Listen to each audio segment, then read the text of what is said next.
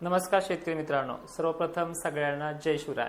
आजपासून महाराष्ट्रातल्या अनेक भागांमध्ये वातावरण कालच्या तुलनेमध्ये थोडी दुप्पट वाढ होते, पण 20 तारखेपर्यंत मराठवाडा, विदर्भ, खानदेश आणि पश्चिम महाराष्ट्रामध्ये काय पराक्रम होतोय, म्हणजे किती प्रमाणामध्ये गारपीट, वादळी वारे, हे सगळ्या गोष्टीची पूर्वकल्पना अगोदर दिली असली तरी या 2 दिवसांमध्ये अनेक ठिकाणी बऱ्याच भागांमध्ये वाऱ्याचा, कावराचा प्रश्न उपस्थित होणार आहे। त्याबद्दल आपण आज हा व्हिडिओ शेवटपर्यंत पहा।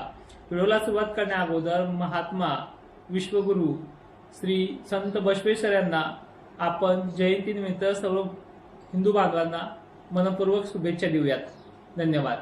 तसेच महाराष्ट्रामध्ये अनेक ठिकाणी येणाऱ्या ह्या पावसाचे संकेत एक आठवडाभर चालणार आहेत।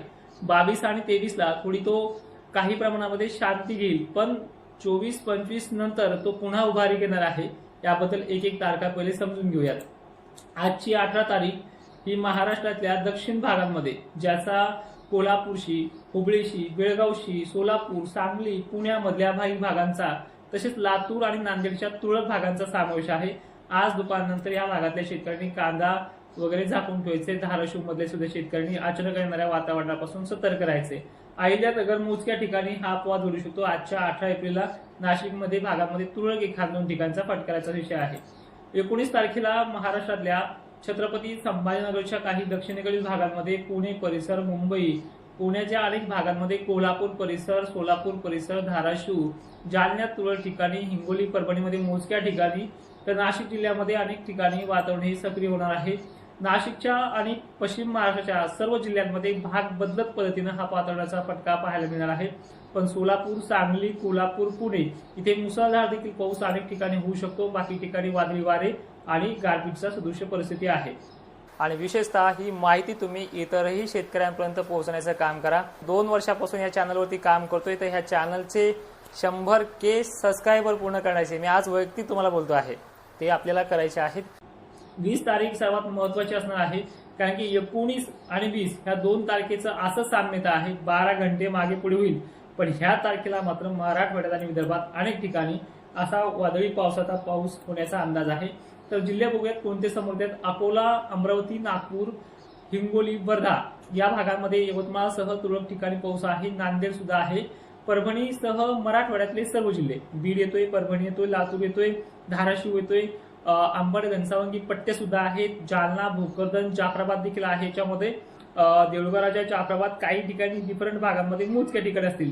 पण छत्रपती संभाजीनगर पासून अहिल्यानगर, कडाष्टी, अहिल्यानगर, श्रीगोंदा, कर्जत, शिर्डी परिसर, त्याच पाठोपाठ दक्षिण महाराष्ट्रातले टोटल जिल्हे, कोल्हापूर असेल, सोलापूर असेल, पंढरपूर असेल, मोहोळ, सातारा, नाशिक या भागाबरोबरच हुबळी, कर्नाटकला अतिशय वादळी वाऱ्यासह हा पावसाचा परिणाम पाहायला मिळणार आहे। सोलापूरचा देखील समावेश वारंवार होणार आहे 3 दिवस लगातार। हे वातावरण रात्री बेरात्रीपर्यंत विदर्भाच्या आणि मराठवाड्याच्या काही डिफरंट भागांमध्ये, म्हणजे दक्षिण असेल, पूर्व असेल, अशा भागांमध्ये विदर्भाची व्याप्ती मॉडेलनुसार कमी दाखवली जाते। म्हणजे विदर्भामध्ये म्हणावा असा आणि मोठा धाक दिसत नाहीये, पण तरी सतर्कता ठेवणं ही काळाची गरज ठरणार आहे। कारण की उष्णता एवढी भयानक आहे की तुम्हाला ह्या गोष्टीपासून संरक्षण व्हावं अशी निसर्गाची आणि तुमची तयारी असावी। त्यानंतर 21 तारीख लगन सराईची तारीख आहे। खानदेशला या तारखेला फारसा मोठा धाक दिसत नाहीये, पण मराठवाड्यातल्या ज्या काही लग्न सराई कार्यक्रम आहेत यांना एक विनंती आहे, ज्यांची मराठवाड्यातले लग्न जे दुपारपर्यंतचे आहेत त्यांनी 4-5 वाजेपर्यंत आवरून घ्यायचे, कारण की 4 आणि 5 सिस्टम डेव्हलप होणार आहे। काही ठिकाणी 9-9:30 होईल, त्यामुळे जास्त काही घाबरले जाऊ नका। भोकरदन, जाफराबाद, जी काही कन्नड, सिल्लोडचे उत्तरेकडील भागांचे लग्न सराई आहेत, 6:30 वाजता, 4:30 वाजता वातावरण हे मोठ्या प्रमाणात बिघडणार आहे। पण याच्यामध्ये व्याप्ती मात्र खूप कमी, त्यामुळे बऱ्याच लग्न कार्याच्या विघ्नांचा अडथळा हाताळला जाणार आहे। 4-2 ठिकाणी अपवाद घडू शकतात, 1-2 ठिकाणी। भोकरदन, जाफराबाद, कन्नड, सिल्लोड यांना थोडा दिलासा मिळतोय, कारण की 21 तारखेच्या अगोदर 20 तारखेला मोठा पराक्रम झाला, पहाटेपर्यंत जर पाऊस झाला तर 21 तारीख लग्नासाठी विघ्नहर्तासारखी होऊ शकते तुमच्या भागामध्ये। मात्र या दिवशी कोल्हापूर, सांगली, सोलापूरला कोणत्याही क्षणी वातावरण हे सक्रिय होईल। गारपीट सदृश्य परिस्थिती, वादळी वारे देखील असणार आहे। 22 तारखेला बघूयात काय होणार आहे। 22 तारखेचं वातावरण हे डिफरंट भाग म्हणजे कर्नाटकचा अनेक भाग याच्यामध्ये सोडवला जाईल. हुबळी, श्रीगोंदा, विजयपुरा अशा अनेक भागांचा समावेश आहे. महाराष्ट्रासाठी ही तारीख थोडी सौम्यपणा दाखवेल, म्हणजे फक्त मराठवाड्यात आणि विदर्भातच याचा आभाळ येणं, ढगाळलेली परिस्थिती होणं अशा गोष्टी घडू शकतात. येणारी 23 तारीख ही महाराष्ट्रामध्ये पावसाचा तीव्रता कमी करणार आहे. 2 दिवसासाठी किंवा 3 दिवसासाठी ही पावसाची परिस्थिती फक्त दक्षिण भागापुरतीच मर्यादित राहील. विदर्भ, मराठवाडा, खानदेश भाग मोकळा होऊन जाईल. मात्र हे वातावरण फक्त 2-4 दिवसाच्या मर्यादेसाठी 2-3 दिवसाच्या मर्यादित वेळेसाठी थांबेल. पुन्हा 26-27 पासून वातावरण हे ऍक्टिव्ह होणार आहे. त्यामुळे या वातावरणामध्ये काळजी कशी घ्यायची. आता पुन्हा 18 तारखेपासून ते आपण ह्या 2-3 दिवसांमध्ये काय कोणत्या भागांमध्ये आणि काय होऊ शकतं याबद्दल थोडंसं आणखी सखोल सांगूया. हे पहा, आजची परिस्थिती जर आपण पाहिली तर आज दुपारनंतर 2:30-3 वाजता आता जे काही ढग येतील ते वेगळे आहेत, पण 2:30-3 वाजता जी गरमीच्या लेवलने ढग येतील त्या ढगांमुळे कोल्हापूर, सांगली, सोलापूरमध्ये अनेक ठिकाणी गारपीटचा इशारा आजच पासून सुरुवात होते, ज्यामध्ये साताऱ्याचा समावेश आहे. बीड जिल्ह्यातही मोजक्या ठिकाणी हा समावेश आहे. परभणी आहे. जालन्यात मोजक्या ठिकाणी वातावरणात सक्रिय होऊन पाऊस होऊ शकतो. 1-2 ठिकाणचा अपवाद आहे. मात्र अहिल्यानगर, सोलापूर, धाराशिव, लातूर, सांगली, कोल्हापूर या जिल्ह्यांचा समावेश व्याप्तीच्या बाबतीत जास्त आहे. व्याप्तीच्या बाबतीत 1 नंबरला कोल्हापूर, सांगली, सोलापूरचा आणि साताऱ्याचा समावेश राहील.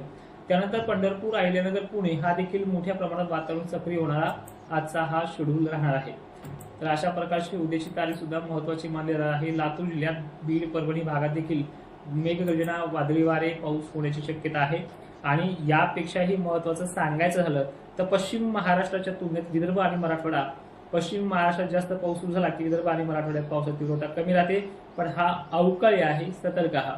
आता बऱ्याच शेतकऱ्यांचे गोट कांद्यांचं अनेक जणांचं नियोजन चालू आहे, तर जास्त घाबरले जाऊ नका. व्याप्तीचा विषय विदर्भ, मराठवाड्यामध्ये 25च्या आसपासच राहील असा अंदाज आहे. बाकी पश्चिम महाराष्ट्राला, दक्षिण महाराष्ट्राला तीव्रता जास्त आहे. माहिती शेवटपर्यंत पाहणाऱ्या शेतकऱ्यांचे धन्यवाद आणि ही माहिती सर्व शेतकऱ्यांना पाठवण्याचा प्रयत्न करा. जय शिवराय.